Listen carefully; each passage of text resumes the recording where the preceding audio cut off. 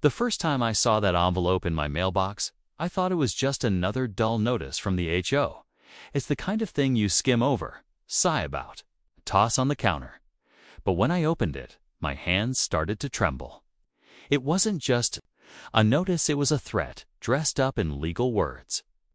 They claimed I was violating some standards with my home, and if I didn't comply, they would fine me thousands. My chest tightened as I read those lines again and again, the words blurring through angry tears. How could a group of neighbors, people I waved at every morning, suddenly decide I was their enemy? I had worked so hard for this house, poured every ounce of myself into making it a safe place for my family. And now, some inspectors and lawyers thought they could intimidate me into bowing down. Not this time. Not me. The thing about bullies is that they come disguised as professionals. A week later, 3 of them showed up, 2 inspectors in neat shirts and 1 smug lawyer in a tailored suit. They stood on my porch like they owned it, pointing at the freshly painted shutters and my garden fence as if they were crimes against humanity. My daughter peeked from behind the curtain, her eyes wide, scared. That image burned into me. This wasn't just about a fence or paint, it was about dignity, about teaching my child that we don't bend when someone tries to break us. The lawyer smirked as he shoved a stack of papers at me, his voice dripping with false politeness. "You'll want to read these carefully," he said, "before matters escalate further." My fists clenched so tight I felt my nails cutting my skin, but I forced a smile. "We'll see about that." At dinner that night, silence hung heavy at the table. My wife pushed food around her plate, and my daughter asked in a whisper, "Are they going to take our house?" The question shattered me. I wanted to scream, to rage, to flip the whole table and let the world know they couldn't touch what we built. Instead, I reached across, took her hand, and promised, "No one is taking this home from us. Not now, not ever." My wife squeezed my hand too, but her eyes told me she was afraid I was making a promise I couldn't keep. And deep down, I wondered the same. What if they actually had the power? What if I was fighting a battle too big to win? The next few days were a blur of tension. Every knock on the door made us jump. Every car slowing down near our driveway made us peek nervously through the blinds. The HOA inspectors returned, snapping photos of my yard, jotting down notes as though cataloging evidence in a crime scene. My blood boiled. Was planting roses in my yard really such a violation? Was repairing my fence without their approval some unforgivable sign? They wanted me to feel powerless, to shrink back. But instead, their harassment lit a fire in me I didn't know I still had. I dug through the paperwork, researched every rule they claimed I broke, and started uncovering cracks in their threats. For every letter they sent, I drafted a response sharper and stronger. My living room turned into a battlefield of documents. Highlighters and late-night coffee fueled determination. But while I fought with paper and pen, the emotional toll weighed heavy. My daughter started having nightmares, waking up crying that the men were coming back. My wife begged me to settle, to just paint the fence the approved color and avoid more trouble. Her voice cracked when she said, "I just want peace." I wanted peace too, but peace built on submission wasn't peace at all. It was slavery in disguise. I held her close, feeling her tears soak my shoulder, and whispered that I wasn't fighting just for me, was fighting for us, for our right to live free in our own home without fear. Still, her silence afterward cut deep. Was I being brave, or was I being reckless with everything we loved? The showdown came sooner than I expected. A certified letter arrived. HOA's legal team was dragging us to court. My hands shook as I read the date, but strangely, a calm spread through me. If they wanted to fight in front of a judge, then fine. I'd let the truth speak where their intimidation couldn't. The night before court, I barely slept. I sat at the kitchen table, staring at the stacks of evidence I had gathered: photos, receipts, emails, even testimonies from neighbors who quietly admitted the HOA had bullied them too, but were too afraid to resist. My heart pounded with both fear and determination. Tomorrow wasn't just about MIT, was about standing up for everyone who had ever been crushed under HOA arrogance. When the morning sun broke through the window, it painted the kitchen golden, almost like a sign. I kissed my daughter on the forehead as she slept, whispered a prayer under my breath, and grabbed the folder of documents. My wife walked me to the door, her eyes searching mine. "Win this," she said simply, her voice trembling but strong. And in that moment, I knew failure wasn't an option. I wasn't just going to defend myself. I was going to make them regret ever stepping foot on my porch. The courtroom felt colder than any winter I had ever known. The walls loomed high, the fluorescent lights buzzed overhead, and every sound seemed to echo with judgment. The HOA. Legal team was already there, lined up in pressed suits, their leather briefcases perched on the table like trophies. I walked in, clutching my folder of evidence so tight that my knuckles turned white. For a moment, doubt tried to creep in. What if all my preparation wasn't enough? What if they buried me under technicalities and loopholes? But then I thought of my daughter asking if we'd lose our home, my wife's trembling but determined voice telling me to win this, and the anger that had been simmering for weeks flared into strength. I straightened my back and took my seat across from them, refusing to look away. The HOA lawyer leaned over, his smirk already in place. "It's not too late to settle," he whispered, just loud enough for me to hear. His voice oozed arrogance, like he already believed the courtroom was his playground. I didn't flinch. I met his gaze and replied quietly, "It's not too late for you to walk away humiliated." His smirk faltered for just a second, but it was enough. That small crack gave me fuel.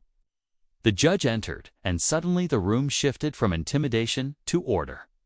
The gavel struck, and the battle began. Their opening statement was polished, rehearsed, dripping with legal jargon designed to paint me as careless and defiant. They accused me of ignoring community standards, of lowering property values, of being a neighbor who didn't respect the rules. As they spoke, I felt heat rising in my chest, but I kept my face calm, my hands steady on the table. They wanted me rattled. They wanted me to look small. Not today. When it was my turn, I stood, cleared my throat, and spoke from my heart. "This isn't about paint colors or fences," I began, my voice steady but full of emotion. "This is about intimidation. This is about a group abusing power to scare families like mine into silence. My home is not a crime scene. My daughter should not cry at night because strangers keep showing up with threats." The courtroom went quiet. For once, their lawyer had no smirk. Piece by piece, I laid out my evidence. I showed photographs proving my repairs followed all safety codes. I presented receipts showing every improvement was out of my own pocket, done responsibly. Then came the emails, the ones where the HOA's tone shifted from concerned to outright hostile, with threats of escalating fines if I didn't comply. I even had neighbors' written statements describing how they too had been harassed, fined unfairly, and bullied into silence. The judge leaned forward, his eyebrows knitting tighter with every page I handed over. The more I spoke, the more their carefully constructed image of me as a reckless homeowner crumbled. But then came the hardest moment. The HOA lawyer, desperate to regain control, tried to twist the knife. He asked me on the stand, "Do you deny that your so-called improvements made the neighborhood look different from what was approved? That your actions disrupted harmony?" For a second, I froze. He wanted me cornered, boxed into admitting I was different. And then I remembered my daughter's little voice. "Are they going to take our house?" My throat tightened.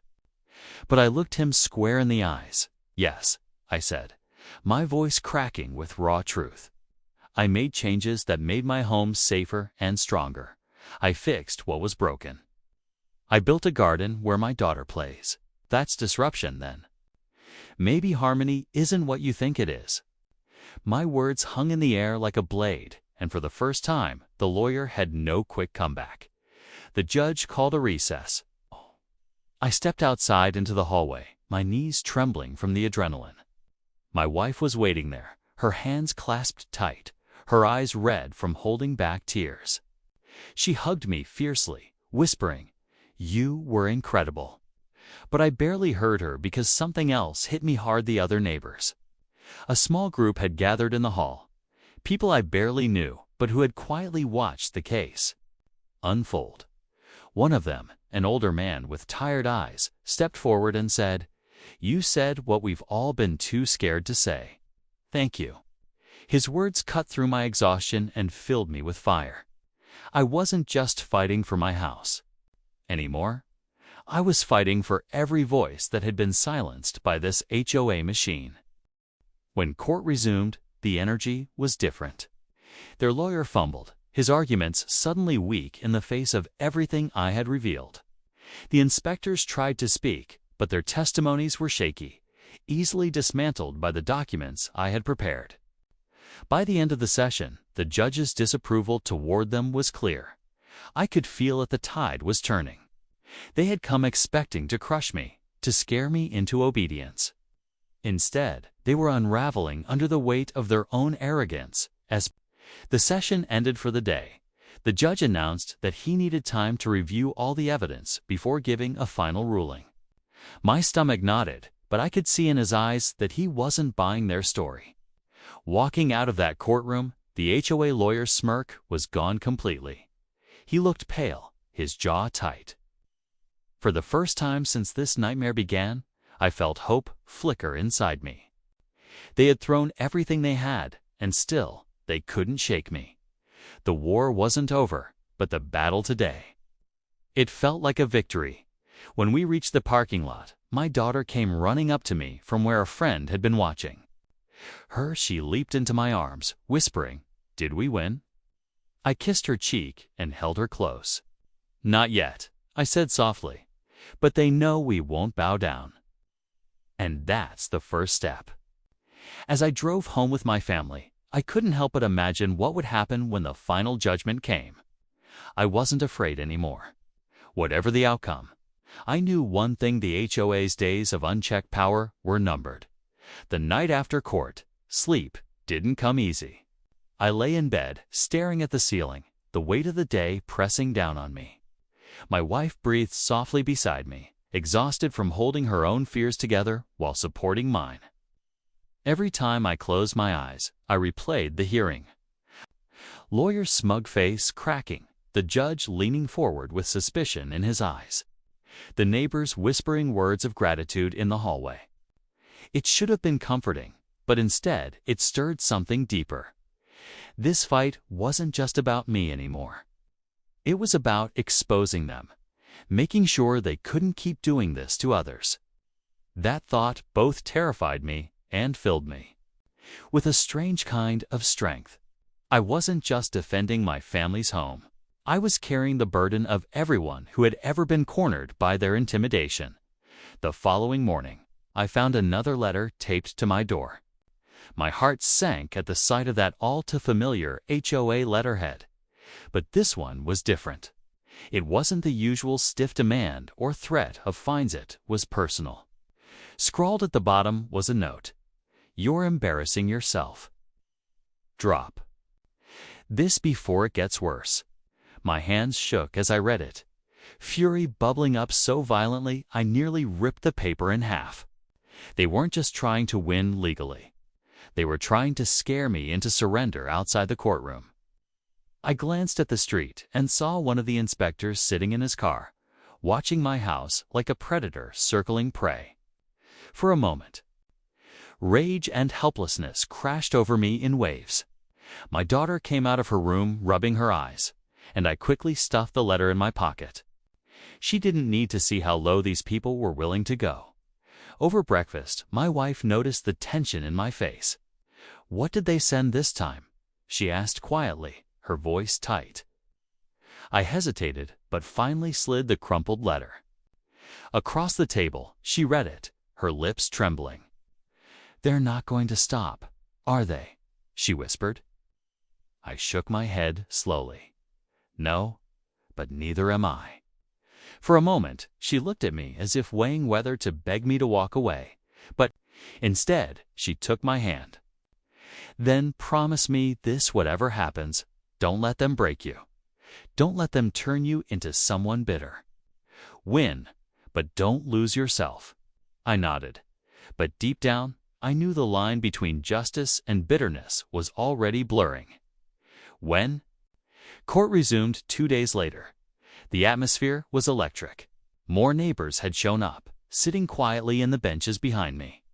Some whispered encouragement, others just offered nods, but their presence was a silent rebellion against the HOA's control. I could feel their eyes on me, their hope resting on whether I could hold my ground. The HOA's legal team walked in stiff, their faces drawn tight. Gone were the confident smirks and relaxed posture. They looked cornered, though they tried to mask it. Their lawyer shuffled papers as if he'd forgotten his own script. The judge wasted no time. He asked pointed questions, drilling into the HOA's so-called standards and why they applied selectively. He wanted clarity on why some neighbors had made similar changes without punishment. Their lawyer stumbled, stammered, tried to deflect, but the cracks widened with each question. I sat still, my hands folded, but inside I was screaming with vindication. This was the truth shining through their polished lies. Then came the moment that silenced the room. I presented the neighbors' testimonies, stories of fines for holiday decorations, threats over garden plants, intimidation for repairs made without approval. Each statement was like a hammer strike against the HOA's facade. One elderly widow's letter described how they fined her for a small wheelchair ramp, claiming it clashed with community aesthetics. When I read her words aloud, a murmur rippled through the courtroom. Even the judge's face hardened with disgust. The HOA's lawyer tried to object, but the judge cut him off sharply, saying, "I will hear this." For the first time, it wasn't just my fight. It was everyone's fight. Spilling into the open dot at the recess, I stepped into the hallway and the crowd of neighbors followed. One woman clutched my arm, her eyes wet. "You're saying everything we've been to?" Scared to say, "Don't stop." Her voice cracked, and she pressed a trembling hand to her lips before walking away. The weight on my shoulders grew heavier, but so did my resolve. I wasn't just carrying my family's future, I was carrying theirs too. And I would not let them down. The HOA lawyer tried one last tactic that afternoon, intimidation disguised as logic. "Your Honor," he said with a slick tone, "this case is not about harassment. It is about one man refusing to follow rules he agreed to when he bought his home. If every homeowner did whatever they pleased, this community would collapse." He gestured toward me like I was some reckless criminal tearing apart the neighborhood. The judge turned to me, raising an eyebrow. "Do you wish to respond?" My throat was dry, but I stood. "Yes, I signed those rules," I admitted. But I never signed away my right to be treated with fairness. I never agreed to live in fear of harassment or to watch my child cry because men with clipboards hover outside our windows. A community isn't built by threats, built by trust. And this HOA has broken that trust. My voice cracked, and I didn't try to hide it. My words weren't polished, but they were raw and true. The silence afterward was louder than any applause. When the session ended for the day, the judge announced he would deliver his ruling at the next hearing. My heart pounded as I walked out, but I caught sight of the HOA lawyer's face. His smirk was gone, his eyes darting nervously as if the walls were closing in. For the first time, I nearly knew they were afraid. And that fear tasted like the sweetest justice. That night at home, I sat on the porch with my wife, watching the stars. For the first time in weeks, I felt a strange calm. "What if we actually win?" she whispered, smiled faintly, though my chest was tight. "Then it won't just be us winning. It'll be everyone they tried to silence." She leaned against me, and for the first time in a long time, I saw hope in her eyes again. But deep inside, I knew something bigger was coming. This wasn't just about a verdict anymore. This was about exposing their entire empire of fear, and once the judge spoke, their humiliation would be complete. The morning of the final hearing, the air felt thick with tension, like the sky before a storm. I woke up before dawn, unable to sleep, pacing the kitchen while the coffee pot hissed and gurgled. My wife sat silently at the table, her hands wrapped around a mug she hadn't touched. Neither of us said much. What could we say? Everything we had endured, every letter, every knock on the door, every sleepless night had led to this moment. My daughter shuffled in, still half asleep, and hugged me tight. "Win today, Dad," she whispered, her voice small but fierce. I kissed the top of her head and promised again, though inside I was terrified. Promises feel heavy when so much hangs on them. Walking into the courthouse that morning, I noticed something different. The benches weren't just filled with a handful of neighbors like before. They were packed. Word had spread. And now dozens of people sat there, arms crossed, eyes fixed on the HOA board members and their legal team. Some faces were angry, some hopeful, but all of them carried the same silent message: enough was enough. The HOA's inspectors shifted uncomfortably, whispering among themselves. The lawyer walked in last, his face pale, his shoulders stiff. No longer the confident puppet master, but a man trapped under the weight of a battle he thought he'd win easily. The judge entered, and the room fell silent. His voice was calm but firm as he recapped the case, flipping through pages of evidence. My heart hammered in my chest with every word. I felt sweat gathering at the back of my neck, but I forced myself to stay still. My wife gripped my hand so tightly I could feel her nails digging into my skin. I welcomed the pain. It grounded me, reminded me I wasn't alone. Then the judge turned his gaze toward the HOA table, his expression hard. "This board," he said slowly, "has repeatedly acted outside its authority, abusing its power not to protect the community, but to intimidate and harass its members. This court will not stand for it." A ripple of gasps spread through the benches, followed by a murmur of relief. My chest tightened, a lump forming in my throat. Could it be? The judge continued, his voice sharp like a blade. "The plaintiff has demonstrated not only that his improvements were lawful and reasonable, but also that the HOA engaged in a pattern of coercion and threats unbecoming of any organization meant to serve homeowners. Therefore, all fines and penalties against the plaintiff are dismissed, effective immediately. Furthermore, this court orders an independent review of the HOA's practices to prevent such abuses in the future." The room erupted, neighbors clapping, whispering, some even tearing up. My wife covered her mouth with her hands, her eyes glistening with tears.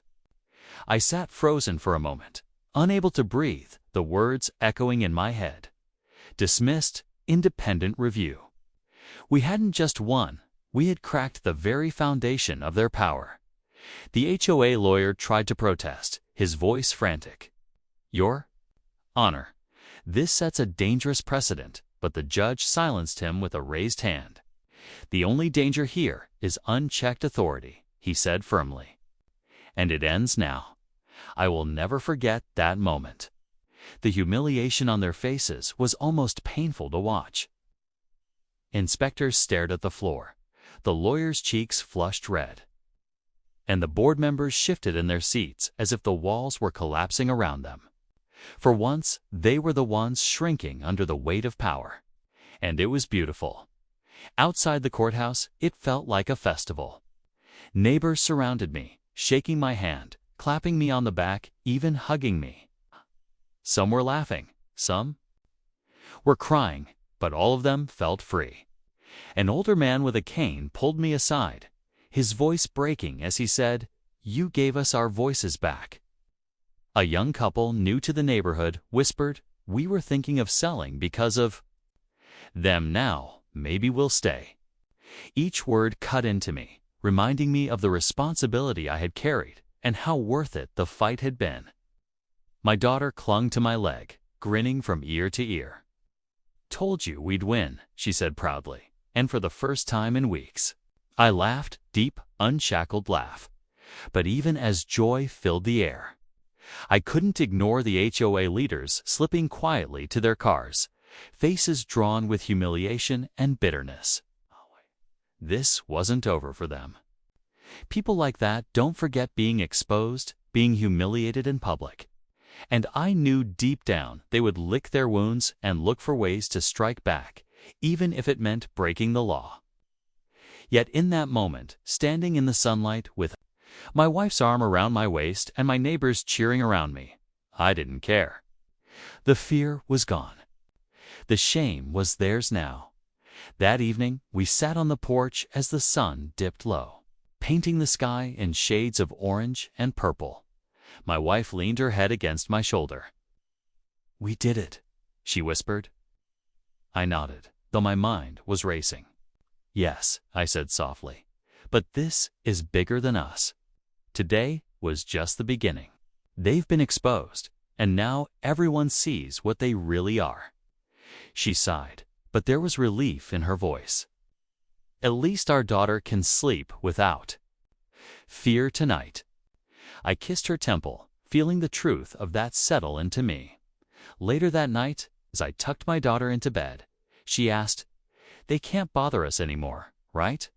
I hesitated, then smiled and smoothed her hair. "Not in the same way. We stood up to them, and that changes everything." She nodded sleepily, trusting me completely. And I stayed there watching her until her breathing slowed, as I finally sat alone in the quiet of the living room. The victory still felt surreal.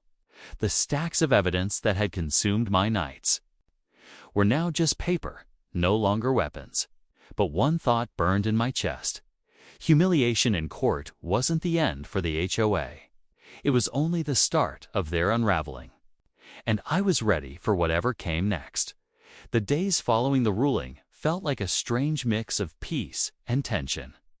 On the surface, life seemed to return to normal, my daughter laughing in the yard, my wife humming in the kitchen, neighbors smiling more openly when they passed by. But underneath, a current of unease pulsed through everything. The HOA had been humiliated in court, their power shattered in front of the entire community. And that kind of humiliation doesn't just vanish. People who thrive on control don't walk away quietly. I knew it. My wife knew it. Even some of the neighbors whispered it when they came by to congratulate us. "Be careful, it won't forget this." And they were right. Just a week later, the retaliation began. It wasn't legal papers or inspectors this time. It was subtle, poisonous. Trash mysteriously piled at the edge of my property, like someone had dumped it there in the night. One morning, I found my garden gate ripped. Off its hinges, the flowers my daughter had planted crushed into the dirt. A sick pit grew in my stomach when I saw her small hands trying to salvage the broken stems, tears welling in her eyes. "Who would do this, Dad?" she asked, her voice trembling. I couldn't bring myself to tell her the truth. That it was revenge, that even in defeat, some people can't stand to lose with dignity. My wife grew more anxious each day. Every car that slowed near our home, every unfamiliar face in the neighborhood made her shoulders tense. At night, she would check the locks twice, sometimes 3 times. What if they come after us again? she whispered one evening as we sat in the dark living room. I wrapped an arm around her, though the knot in my chest said I shared her fear. If they do, I said softly, then we'll fight again. They can't take back what the judge said.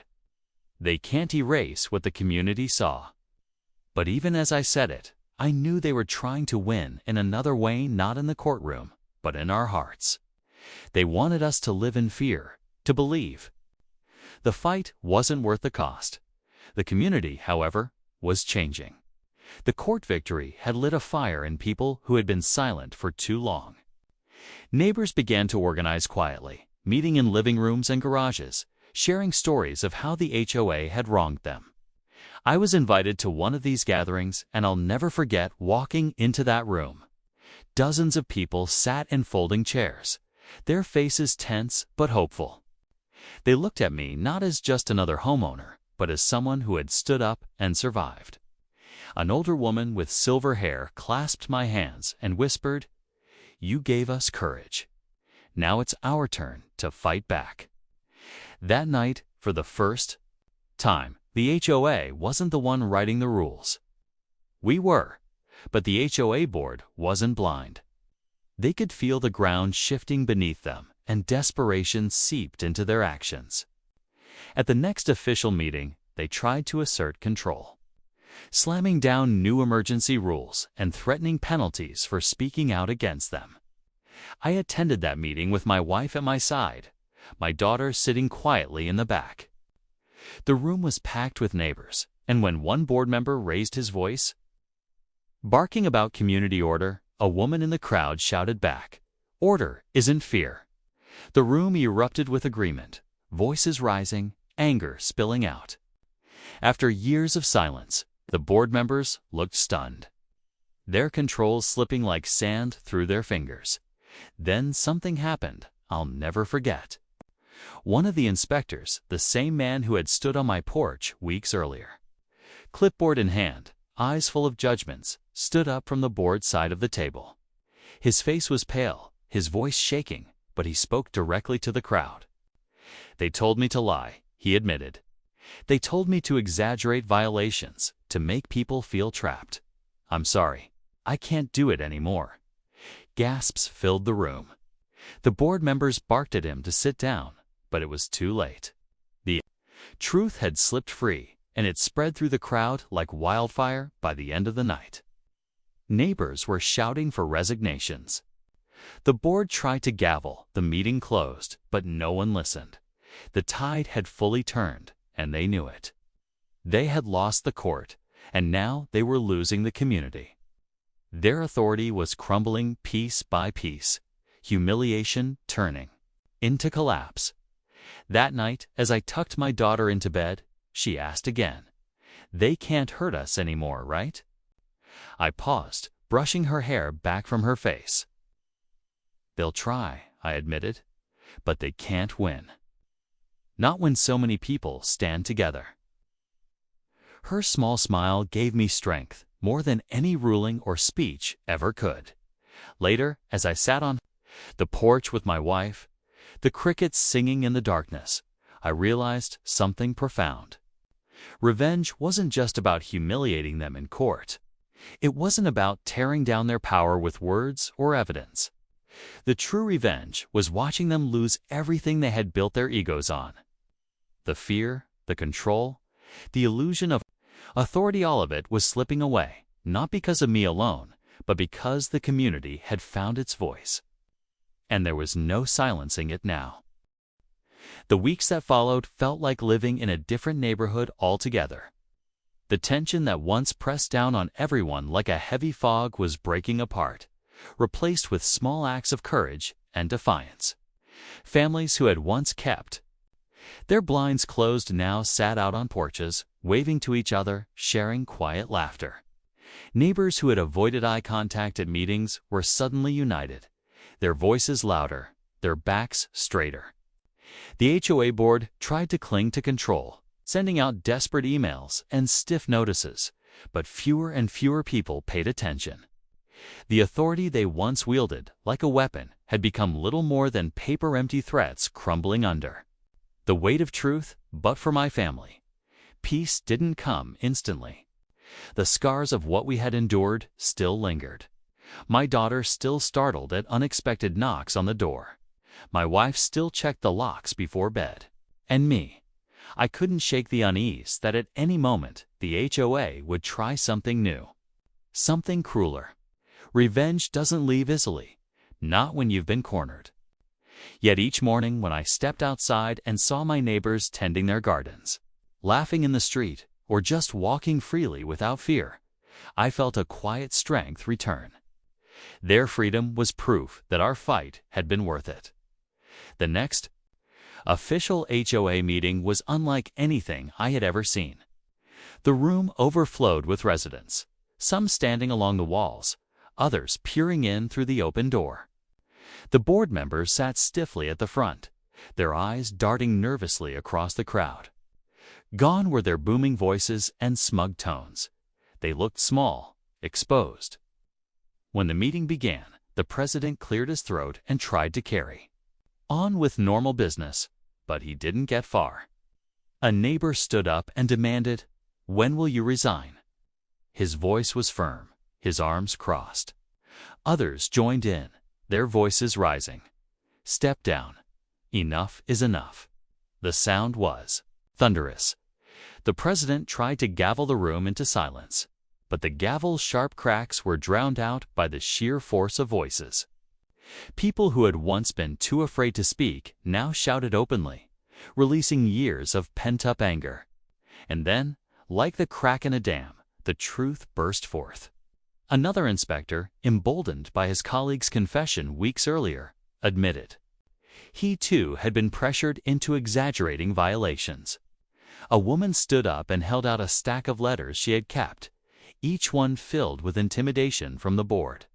One by one, neighbors stepped forward, their stories spilling into the open. A flood of truth that no board could contain. The humiliation was unbearable for them.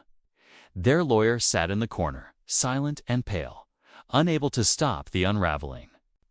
The board members tried to defend themselves, but their words only fanned the flames.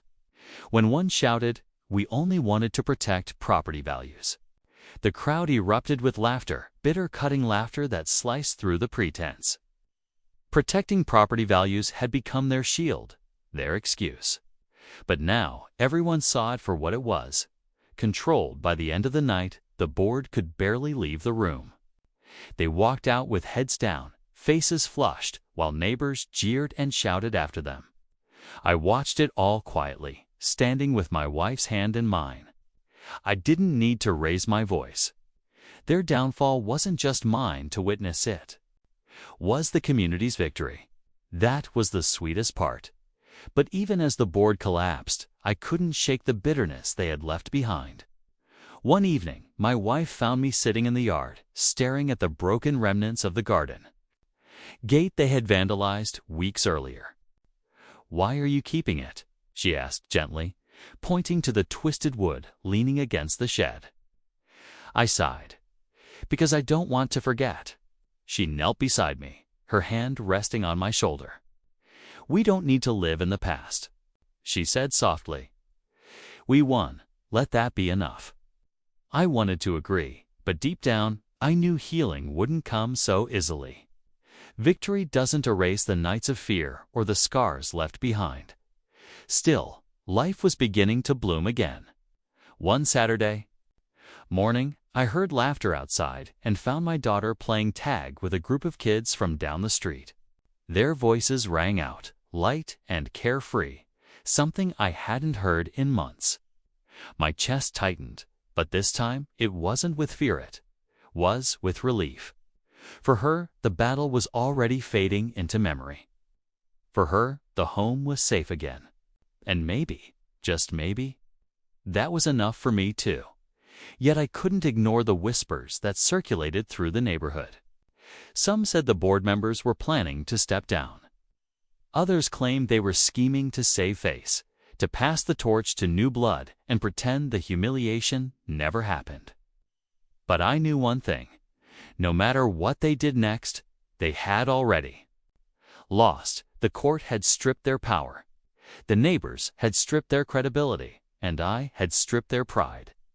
That kind of loss doesn't heal, not for people who thrive on control. As I sat on the porch that evening, watching the sun sink behind the rooftops, my wife beside me and my daughter's laughter echoing in the distance, I realized something. The true revenge wasn't in the courtroom victory, or even in the public humiliation. The true revenge was in the freedom to sit here in my own home, surrounded by neighbors who were no longer afraid. The HOA had tried to take that from us, but in the end, it only destroyed themselves. The night before the final HOA meeting that would decide everything, I couldn't sleep. I lay awake, staring at the ceiling, hearing the faint hum of the ceiling fan. My wife's steady breathing. Beside me was a comfort, but my mind was restless. Tomorrow wasn't just about me or my family anymore. It was about every person in this neighborhood who had been bullied, fined, threatened, or silenced. We had fought so hard to get here, and tomorrow was the day the board would either cling to their last shred of power or finally face justice. The morning came with a heavy sky, gray clouds rolling in, as if even the weather knew something important was about to happen. By the time we walked to the community center, neighbors were already gathering outside. They weren't quiet or nervous like they used to be. They were buzzing with energy, their voices carrying strong in the air. People clapped me on the back, shook my hand, whispered words like "thank you" and "we've got this." For the first time in months, I didn't feel like I was standing alone. I felt like I was part of something greater, family bound not by blood, but by shared struggle. Inside the hall, the board sat at their long table, looking like shadows of the people they once were. The president's hands trembled as he shuffled his papers. The lawyer was absent rumor. Had it, he had withdrawn, unwilling to keep defending the indefensible. The inspector who had confessed weeks ago sat in the back, arms folded, his expression cold, as though he was there to make sure the truth wasn't twisted again. The meeting began, but the board's words were drowned out by the crowd's demand. "Step down, step down." The chant grew louder, shaking the walls of the room. Finally, the president banged the gavel, his face red and shiny with sweat. "Fine," he shouted. "We'll resign. Are you happy now?" The room erupted not with chaos, but with cheers, clapping, and tears. People hugged each other, some crying openly, some just standing in shock. After years of oppression, the wall had finally crumbled. My wife gripped my hand tightly, and I saw tears glistening in her eyes. My daughter, sitting beside us, looked confused but smiled anyway, sensing the relief around her. It wasn't just a resignation, it was liberation. But I wasn't satisfied yet. I stood up and the room grew quiet. My voice was steady as I spoke. Resignation is not enough. You've terrorized this community for years. You've stolen peace, stolen joy, stolen trust. We deserve more than just your departure. We deserve accountability. The silence that followed was heavy, and I let it linger. The president tried to mutter a defense, but his words fell flat. Everyone knew it was over. Later that week, word spread quickly. The board had not only resigned, but also been forced to pay fines for misuse of funds. Several faced lawsuits from residents they had wronged.